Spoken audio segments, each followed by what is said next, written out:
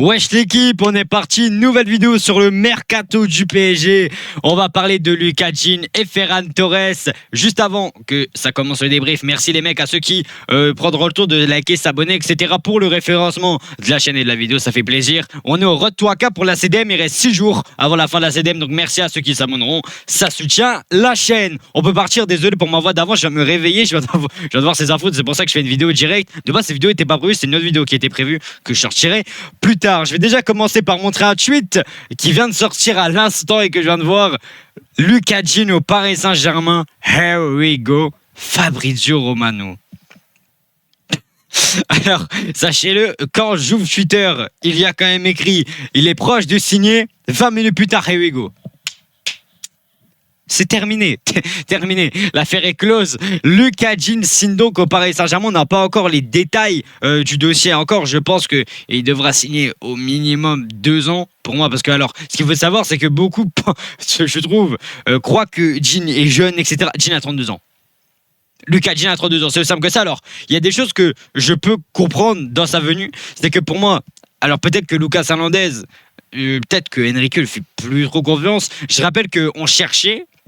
Et je rappelle, dans les conditions du mercato, je l'ai dit sur la vidéo pour Yann Diomandé et Croupi, j'en ai parlé, on cherche un latéral gauche polyvalent qui remplace No Mendes, qui peut jouer central, et latéral gauche, on l'a trouvé. On cherche un 9, ça c'était sorti, j'étais pas au courant, c'est déjà sorti, on me l'a rappelé. On cherchait un 9, on cherche un ailier gauche en tout cas on cherche des joueurs polyvalents, que ce soit à gauche et à droite, qui peuvent jouer un peu partout, ça vous connaissez. Et je crois qu'on cherche pas de milieu de terrain, si j'ai pas connerie. Donc c'était ça les plus grosses recrues. Après s'il y a des départs, ils seront remplacés, comme Gonzalo Ramos. C'est pour ça qu'on cherche un 9 maintenant d'ailleurs.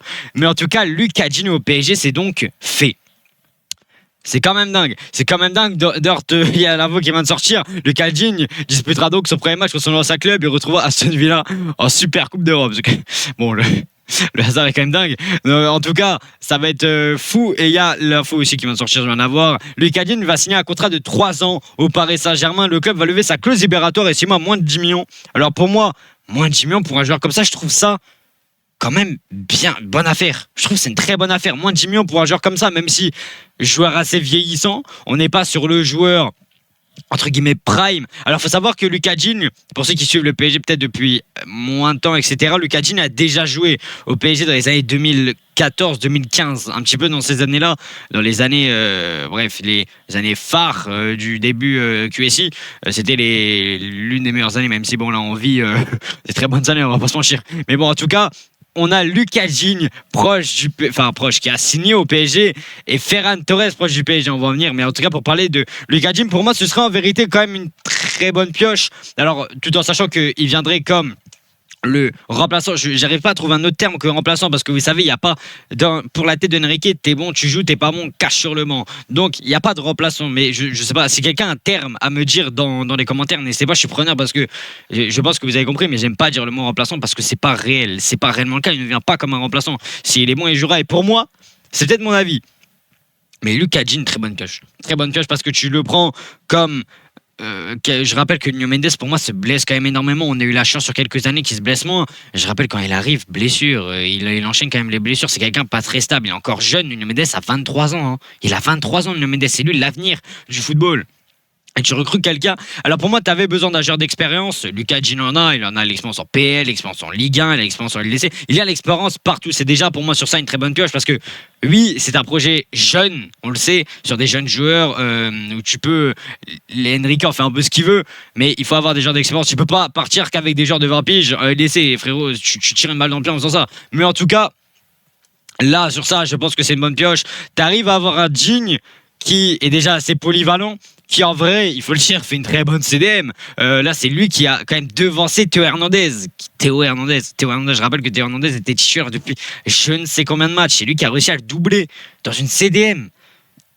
Je sais pas si on se rend compte. Donc c'est quand même fou. Je rappelle que Lucas Digne a été formé au LOSC, etc. Après, bon, il a été à Paris, comme j'ai dit.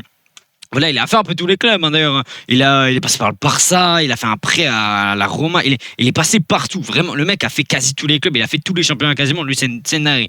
C'est une dinguerie. Donc, il est allé à Aston Villa. C'est lui, d'ailleurs, il est allé l'année où il remporte, du coup, l'Europa League, pardon, j'ai du mal à parler. Et voilà, en tout cas, il a fait beaucoup de clubs, mais ça fait plaisir de voir quand même Lucas Digne, un ancien de la maison, venir. Voilà, donc il connaît, hein, il connaît. Bon, maintenant, est-ce que Lucas Digne sera pour moi s'implémenter? Oui, je crois que c'est comme ça. Je pense que oui. Je pense qu'il aura pas réellement mal. Ça me demandera un temps d'adaptation, bien sûr. Après, moi, ce qui me choque, c'est la vitesse du transfert, qui est quand même dingue. Mais voilà, bon retour. En tout cas, il revient à sa maison, on peut le dire, hein. Clairement. Donc on va lever sa clause. Pour moi, Lucas Digne, on est sur la recrue pour moi que Enrique cherche. Enrique le voulait, c'est qu'il y a une raison, c'est qu'il sait quoi en faire. Donc pour moi, voilà, il y a quelques détails que je vous affiche juste à l'écran, que je viens de trouver, c'est que le joueur est totalement emballé par l'idée de revenir au Paris Saint-Germain, son club de cœur. De son côté, Paris apprécie énormément son profil, j'insiste sur le énormément. Le club veut doubler tous les postes avec du haut niveau, j'insiste encore, et Lucas incarne parfaitement ça. Le PSG est convaincu qu'il apporterait un vrai plus au vestiaire grâce à sa mentalité et son leadership. C'est pour ça que je parle que l'âge, pour moi, n'est pas réellement un problème. Les discussions ont déjà démarré entre le PSG et Aston Villa afin de trouver la formule idéale pour boucler le deal rapidement après la Coupe du Monde. Le joueur était d'ailleurs venu discrètement au Parc des Princes pour PSG Toulouse cette saison, accompagné de son fils, lui-même grand fan du club. Ça part sur un que d'ailleurs, n'hésitez pas à voir les gars le compte de Jamel, le meilleur journaliste sur le PSG. En tout cas, pour moi, c'est vraiment, si ça convient aux joueurs, si ça convient à Enrique, si ça convient à tout le monde. Je suis, les gars, et ça je le répéterai toujours, qui suis-je pour contredire Luis Enrique? Je ne suis absolument personne, je suis là les mecs, je suis un mec. Les gars, je regarde les matchs, qui suis-je les gars? Je ne sais pas, mais en tout cas pour moi, Lucas Digne, c'est une bonne pioche, j'ai hâte de voir ce qu'il va donner. Alors il va, d'ailleurs je pense, accepter le rôle de doublure, c'est écrit ici, je pense que c'est réel, hein. Il a accepté quand même, alors il va se battre. Donc sur ça aussi, tu auras une vraie concurrence. Pour ceux qui vont dire, ouais, mais du coup, Mendes, peut-être qu'on le verra moins. Mais c'est bien, il faut de la concurrence. Comme disait Unai Emery, c'est important la concurrence sur l'accent. Mais en tout cas, il a raison. La concurrence, c'est important. C'est comme ça qu'un joueur se bouge le cul. C'est comme ça qu'il donne le meilleur de lui-même. C'est comme ça que tu trouveras le meilleur de lui-même. C'est comme ça que Nuno Mendes se donnera à fond. C'est comme ça que tu trouveras le prime de Nuno Mendes. C'est comme ça. Même si on a l'impression que Nuno Mendes, c'est incroyable, Nuno Mendes a encore une marge de progression. C'est ça qu'il faut dire, hein. C'est pareil pour Hakimi. Hakimi, bon, un peu plus âgé, mais c'est pareil. C'est pareil, je sais pas si on se rend compte. Pour moi, Lucas Digne, très bonne pioche. Faut savoir que c'est quand même un joueur qui est assez à l'aise, je trouve, balle au pied. En tout cas, de ce que je vois à la CD, mais assez à l'aise. Alors, c'est aussi quand même beaucoup, je trouve, un profil à la Lucas Hernandez. C'est-à-dire que c'est quelqu'un qui, comparé à Nuno Mendes, alors, je m'explique, c'est que pour moi, il monte un peu plus que Lucas Hernandez, mais moins qu'Nuno Mendes. Mendes, les gars, on est limite sur un attaquant, hein, des fois quand il monte, hein. En tout cas sur ses qualités. Mais en tout cas, je trouve que Lucas Digne, balle au pied, c'est très bon. Sur les passes, très intelligent, il s'entend bien avec quelques joueurs. Je trouve que les 1-2 qu'il arrive à trouver, Lucas Digne, c'est pas mal. Il arrive à te libérer l'espace. Donc en vrai, on est sur une bonne pioche, hein. Sur ça, j'ai pas les sentis aller aux yeux. De toute façon, c'est simple, quand on fera une vidéo, c'était de base la vidéo prévue sur Yann Diomandé et Kropi pour voir les sentis sur quoi ils étaient meilleurs, les comparer à certains joueurs pour vous donner un ordre d'idée. On fera ça. Dans tous les cas, quand les grosses recrues seront arrivées, on fera une vidéo complète, détaillée. N'hésitez pas à me dire si vous la voulez, pour quand vous la voulez. Donc en tout cas, pour moi, c'est ça la plus grosse info de la journée. En tout cas, il a signé donc au club. On va voir aussi quand il viendra l'officialisation. Ça devrait arriver sous quelques jours, je suppose. Mais il y a aussi cette info que beaucoup s'attendaient pas, moi non plus. Ferran Torres a donné son accord au Paris Saint-Germain pour rejoindre le club après le mondial. Info de Sky Sport. Bon, alors là, ça change la donne parce que Ferran Torres, on le sait, je peux vous afficher une image pour ceux qui me croient pas. Je peux vous l'afficher juste ici. C'est Luis Enrique. Alors vous voyez pas trop, mais à gauche, juste ici, c'est je peux vous mettre là. C'est Ferran Torres. Et sachez-le, c'est Luis Enrique qui a fait découvrir, si je peux dire ça comme ça, Ferran Torres en vérité en Espagne, en équipe d'Espagne. C'est lui qui lui a fait confiance. Et Jamel le dit très bien. Ferran Torres plaît beaucoup au PSG et tout particulièrement à Luis Enrique. C'est écrit noir sur blanc, les gars. Je peux pas, les gars, être plus clair. C'est que pour moi, si Enrique le veut, alors moi, le seul truc qui me dérange, c'est que pour avoir regardé beaucoup le Barça cette saison, alors Ferran Torres a une finition exécrable, il faut le dire. Il a des loupés, c'est lunaire, hein, des fois ce qu'il loupe. Le but est vide, je vous jure, les gars, le but est vide, il est capable de louper. C'est ça qui est inquiétant. Mais pour moi, c'est un peu un style de joueur à la Ousmane Dembélé, parce que je rappelle que quand Ousmane arrive, c'est un peu le même profil, hein. Et moi, je vous le dis, alors Ferran Torres au PSG, j'ai hâte de voir. J'ai hâte de voir. Je pense qu'il correspond parfaitement pour entendre la philosophie de jeu de Enrique. Je ne sais pas à quel âge Ferran Torres, je vais aller voir ça carrément devant vous. Mais en tout cas, je pense que Ferran Torres est jeune. Je suppose que Ferran Torres a quand même 26 ans. Donc en plus, ce qu'il faut me dire, que moi je me dis, c'est qu'il partirait comme un remplaçant, bon, vous avez compris, de Dembélé. Il partirait pas titulaire. Donc voilà, en plus Ferran Torres pour la Ligue 1, je suis désolé, pour moi, c'est juste exceptionnel, c'est meilleur que Gonzalo Ramos.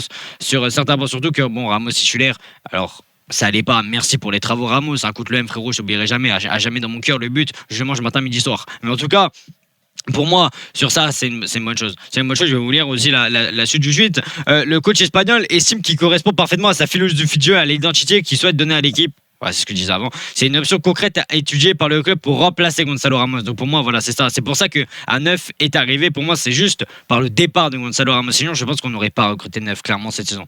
Alors d'ailleurs, sachez-le, Ferran n'est pas réellement un 9. Hein. Pour ceux qui croient que c'est un 9 un peu à la Kane, pas du tout. Hein. Sachez-le, il peut jouer à gauche, si je pas connerie, même je pense que aussi à droite. Il peut jouer un peu partout. Donc c'est ça qui plaît aussi à Luis Enrique. Il peut jouer un peu partout. Bon. Alors Ferran, il y a des choses. Je ferai une vidéo exprès sur ça pour parler de ses ratés, les stats et les bonnes choses qu'il a, parce que aussi Ferran n'a pas que des mauvaises choses, bien sûr. On le voit d'ailleurs à l'Espagne. Et pour finir, de son côté, l'entourage du joueur se dit flatté par cet intérêt. Il n'exclut absolument pas un départ vers Paris. Alors sachez-le, l'info est sortie car maintenant une prolongation au Barça est quasi impossible. Je ne sais pas d'où c'est sorti du jour au lendemain, ça aussi d'ailleurs, mais en tout cas c'est quasi. C'est en tout cas très difficile, pas impossible, mais en tout cas ça a l'air d'être vraiment très très chaud pour eux le prolonger. Donc pour le Barça, c'est quasi mort dans leur tête. Donc ils envisageraient de le vendre. Alors il y a eu d'autres infos, que je vais vous montrer après qui, bon, on va en parler, mais je voulais pendant la fin encore du chute, mais il faudra cependant voir comment le dossier évoluera une fois à la fin du parcours de l'Espagne et à la Coupe du Monde, qui on l'espère finira mardi à 23h. Mais en tout cas, pour moi, Ferran Torres, on va voir ce que ça donne, mais il y a eu d'autres infos sur Ferran Torres qui a été un peu plus, qui m'ont un peu plus choqué. Je pensais pas que le Barça allait faire ça. Je vais vous mettre ça aussi à l'écran. J'ai pas tout préparé non plus. Mais en tout cas, qui disait, putain, j'arrive pas à retrouver le chute qui sont. Mais en tout cas, qui disait oui que Ferran Torres, c'est ça demande, je crois, 50 millions. Ça demandait si j'ai pas connerie. Donc voilà, donc d'ailleurs on voit les rumeurs de Laporta et tout qui gouvernent Maguedon. Mais en tout cas, je pense que Ferran Torres, ça a demandé, je crois, un prix de 50 millions. Dites-moi si je me trompe, j'arrive pas à retrouver le jeu, désolé. Hein. Si je le retrouve, j'essaie de vous mettre à l'écran. J'arrive pas à le retrouver, je l'ai pas préparé. J'ai pas préparé comme vous voyez, je vous l'affiche et des affiches, c'est même pas d'études que j'ai pris vraiment. J'ai fait la vidéo le plus vite possible pour essayer de vous donner mon avis, pardon. Mais en tout cas, pour moi, là, ce qu'il faut comprendre, c'est que Ferran, faut pas se précipiter non plus. Alors, il y a toujours, sachez-le, la piste Croupi. Croupi, d'ailleurs, ça j'ai l'info par contre, mais Croupi en tout cas est toujours dans la shortlist du PSG. C'est juste que, bon, nous ça demande beaucoup trop. 100 millions. 100 millions pour Croupi, avec tout respect que j'ai pour Croupi, frérot, les 100 millions, non, faut jamais mettre 100 millions. En fait, pour moi, il ne faut pas bousculer le nouveau projet financier aussi que tu as au club, le nouveau projet salarial, si je peux dire ça comme ça, où tout le monde doit être assez dans l'équité. Mais regardez, voilà, info qui est juste là, qui date d'il y a 2 jours. Eli Junior Croupi est devant Ferran Torres sur la shortlist du PSG. Cependant, Bournemouth réclame un montant jugé trop élevé pour l'attaquant. C'était à peu près 100 millions. Il n'y a pas écrit, mais c'est à peu près 100 millions. Donc dites-vous que voilà. Après, bon, pour moi, je préférais faire Croupi que Ferran Torres, c'est mon avis. Pour moi, Croupi a... Déjà Croupi, pour moi, j'en ferai une vidéo aussi pour comparer un peu ces 2 joueurs pour que vous compreniez. Mais en tout cas, j'ai hâte de voir. En tout cas, on va voir. On va voir les gars, les mecs, tout ça. On va voir comment ça avance. Mais pour moi, en vérité, voir Croupi au PSG, c'est quand même assez dingue. Moi, désolé, c'est une vidéo un peu fourre-tout. Comme vous voyez, rien n'est réellement prévu. J'essaie de vous parler, en tout cas, de donner mon avis. Mais voilà, en tout cas, de voir comment ça va évoluer sur Croupi, à de voir Lucas Hadjin, l'officialisation, les premiers matchs. Alors, je pense pas qu'il jouera titulaire, enfin à moins qu'il se passe une narine, mais alors sachez-le, c'est vrai que je viens d'y penser, mais Mendes est blessé, donc je sais même pas ça donne quoi sa blessure. J'espère d'ailleurs que ça ira mieux, qu'il sera là le 12 août contre Aston Villa pour qu'on soit une nouvelle fois champion d'Europe, même si c'est pas la LDC, mais bref, vous avez compris. En tout cas, on verra ça les mecs. Merci l'équipe, à ceux qui ont regardé cette vidéo. En vrai, content de voir des rumeurs. Le mercato bouge. D'ailleurs, il est plus animé clairement que l'année dernière. L'année dernière, vraiment, on s'est fait chier. En tout cas, cette année, il y a des rumeurs. Ça part un peu dans tous les sens. Ça vous voyez, hein, les gars, Jean a signé en moins de junior. On a eu l'info, il a signé en moins de junior. Enfin, en tout cas, il y a eu le Heavy en moins de junior. Je sais pas si on se rend compte de l'intérêt. Je crois que c'est le transfert le plus rapide que j'ai vu, je crois, depuis que j'ai tuteur. J'ai jamais vu ça. Vraiment, c'est nain. Hein. Vraiment, c'est nari.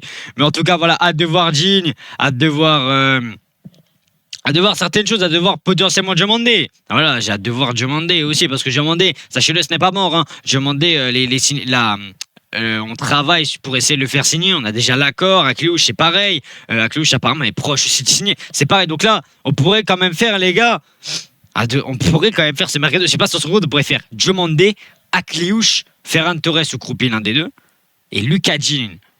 4, tu te ferais 4 recrues, 4, bon, 3 offensives et une défensive. Waouh, waouh, le mercato va être fou. Et le pire, c'est que c'est pas fini parce qu'il y aura encore des recrues, il y aura, je pense, encore des départs. Donc bon, après, je sais pas qui. J'espère qu'il n'y aura pas des départs importants. Voilà, j'espère pas des départs inattendus. Voilà, pareil. Bon, je vous donne un exemple, même si c'est le premier joueur qui va me balader. J'espère que par exemple Neves ne partira pas par exemple du jour au lendemain, même si je pense pas que c'est des joueurs qui sont très épanouis au club. En tout cas, on verra. On verra les gars. On verra tranquillement les mecs. On va voir les gars. On verra. On verra, on va voir ce que ça donne, même si c'est pas un joueur jeune, comme ce que dit souvent Enrique, à fort potentiel, ce que répète beaucoup Enrique, faut gérer les termes. Je parle de Lucas Jean. J'ai hâte de voir du coup ses premiers matchs. Alors pour moi, il faudra lui laisser du temps. Hein. Il vient quand même de PL, donc c'est pas le même style de jeu, même s'il connaît. C'était il y a 10 ans qu'il a joué au club, donc bon, il faut lui laisser quand même le temps de se remettre dedans. En tout cas, merci les gars, l'équipe, à ceux qui ont regardé cette vidéo jusqu'au bout. Merci les mecs. N'hésitez pas à me dire si vous êtes d'accord ou non sur mes avis. Si pour vous êtes hype ou non par l'arrivée, peu avoir les joueurs. Hein, dites-moi dans les commentaires. Ça aide au référencement. Merci les mecs. Merci à vous. On se retrouve pour une prochaine vidéo mercato normalement très rapidement. Et moi l'équipe, je vous laisse.